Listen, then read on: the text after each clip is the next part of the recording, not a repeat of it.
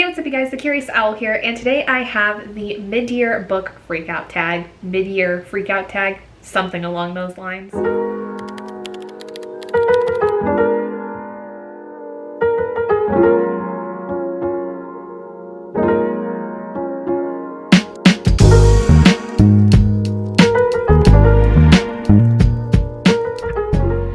I don't think I know a single person that ever correctly says that the first time. Anyway, it is that time of year again. It is the middle of the year, so that means this tag is going around everywhere on YouTube. So if you're not familiar with what this tag is, basically it was a tag created a long time ago by someone that I don't even think has a YouTube channel anymore. But basically it's a check-in halfway through the year to talk about the things that you've enjoyed, the things that you've not, things that kind of have happened in the last year in terms of your reading. So let's get started. Okay, so the first question is the best book you've read so far in the year. So I think when it comes to a book that was not a reread, but was something that I also just found to be incredibly emotional, whether it made me really happy or really sad, or just something that I feel like has been stuck on my mind even though it's been a long time since I've read it at this point, that would have to be Nightcrawling by Leila Motley. Nightcrawling was a book that I read for my friend Brandy's book club, I believe back in February, I want to say. And this was really good. This is based on an actual case that had happened in Oakland, California, where there was a young girl aged 19 who had been in a prostitution ring for a good couple of years at this point, and this story is essentially from her perspective. And of course, my camera's going to die because every time I go to do a sit-down video like this, my camera wants to die.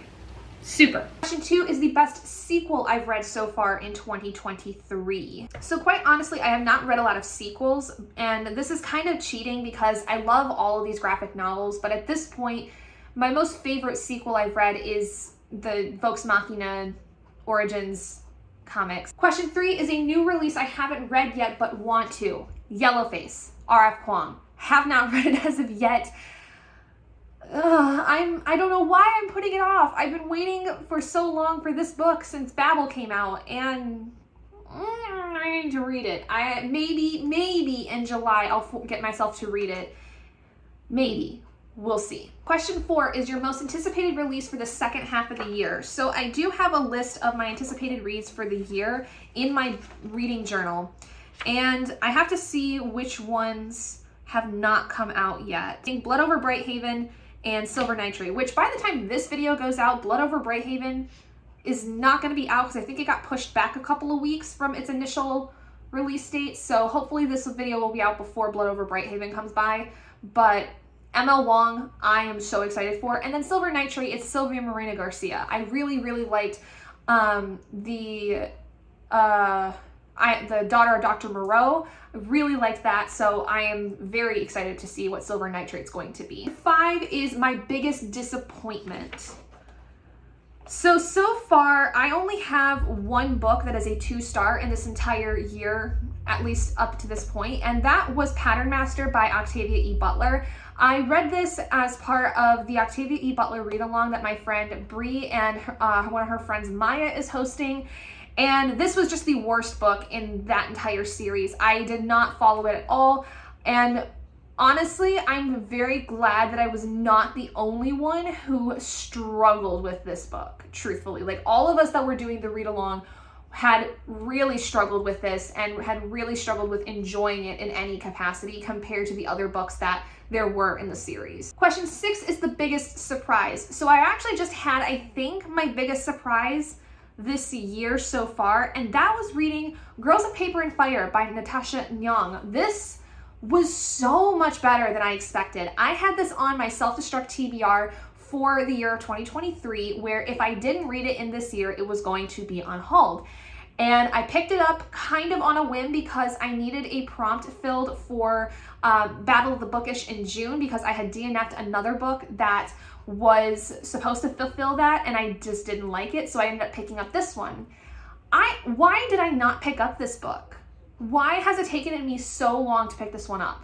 because it was so good. Like, it was a 5 out of 5 stars for me. I absolutely loved it. So much so that I immediately needed to be able to have the second book to then put on my July TBR, because I need to know what happens, especially with the epilogue.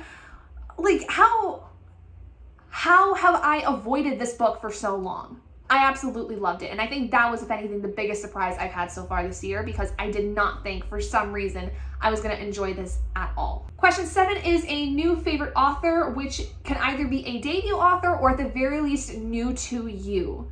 So quite honestly, I have been doing an entire reading series of N.K. Jemisin, and I am fully confident in the fact that she is now a new favorite author of mine. I kind of had that feeling when I got done with the Broken Earth trilogy, and she still continued to surprise me because I massively enjoy all of her books. They're all like 4 or 5 stars for me, and I'm just so happy that I was able to start a read-along series where I have been enjoying the books and I've been able to have great conversations with friends and, you know, people that are reading the books along with me. I just feel like this author was one I had been meaning to read for a long time. I'm just so glad that I decided to really make this my priority and really make this my very first self-run book club. Like, this is the first book club I have ever had on my own, and I'm thrilled that it has done as well as it has. And I really want to thank all of my friends that come and see me every single time that I do a live show for the N.K. Jemisin read along. I'm so glad that you guys are enjoying the books along with me, even if you're not as enjoying it as much as I am. I'm just really glad that you guys are here and just coming to hang out at the very least and talk about the books. That's all I care about. Next question is newest fictional crush. So I'm gonna have to take a skip on this one because I don't think I've found one as of yet. Even with all the 5-star books I've read, I don't think any of those books have anyone I would consider to be a fictional crush. Next is newest favorite character. Now this one I could probably tell you would be Sojourner from Far Sector by N.K. Jemisin. This woman still has my heart. I am in love with this woman. Well, I guess maybe she can considered my fictional crush. Okay, fine, she counts for two, but this woman is so amazing. I wish that there was a TV series or something in regards to Far Sector and Sojourner's story, because she is absolutely amazing and I just want more of her. Can I please get more comics with her in it? Please give me more Sojourner. Please. Next is a book that made me cry. Oh, Lord. I read for the first time A Monster Calls by Patrick Ness this year.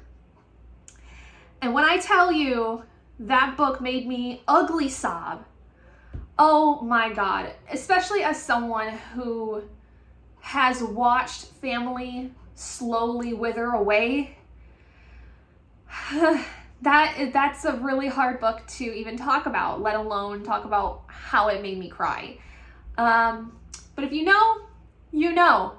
Next is a book that made you happy. There's a lot of them. Like, most of my 5 stars were books that genuinely made me happy for one reason or another. I will say that I feel like one recently that did was The Dating Game by Sandy Barker. I was genuinely surprised with this one as well. This would have also counted for the biggest surprise book of the year so far.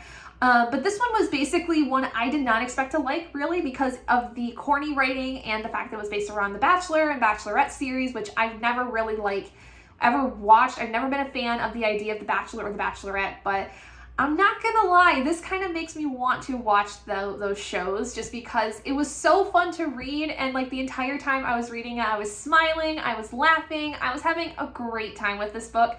And so it does give you kind of like little warm fuzzies, very similar to how I actually enjoyed The Hating Game by what is her name? Sally Thorne.